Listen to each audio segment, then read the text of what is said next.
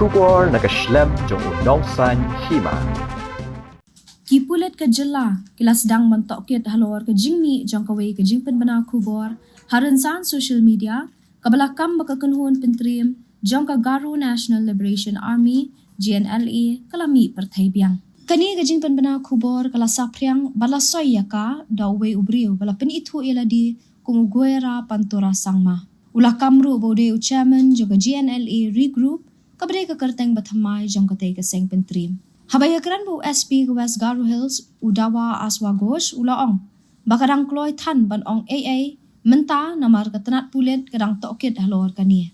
Ansala ban ai jingtip kababnya haki kendiat sengi. Kita long kubor na ketenat pulet kilapan pau ya ke jing sngau lingo baka GNLA kalami pertai biang. Laban kedau ba mensyam senam, arngut kibriu kila syakyam. Hadien bikila bu ikidur, bat kidur ki, hakiran san social media, bat kila kamru baka GNLA kala dan sanspa ngut ki dukat bathamai bala syem na South Garo Hills bat West Khasi Hills. Kita ki arngut kila kamru baki dei ki nongilam jogani ke seng pentriam. Hendrai kam hadien kala pau baki ki arngut kila syukam baki dei na ke GNLA namar ke jingtmu jongki kalong banluti pisah. Na kaliang jong weipat udukat barem ke GNLA ula kentat baka don shisha kata ke jing persang ban penki embiang ya ke seng. Uni udukat barem ke GNLA uba klem kwa ban penpau kerteng loong.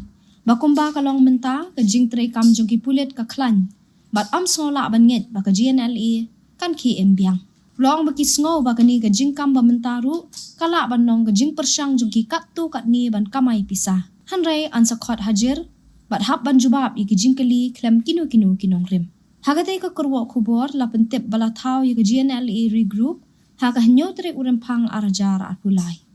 Kimat jokani ka seng kat kom ukurwa kubor, ikan top ya ka jing penkot iki kam bamsap hari lom Garo, jing pentray kam iki scheme na kabenta ki badok, jing pentray kam ya ka Garo customary law, in a line permit bat kiway.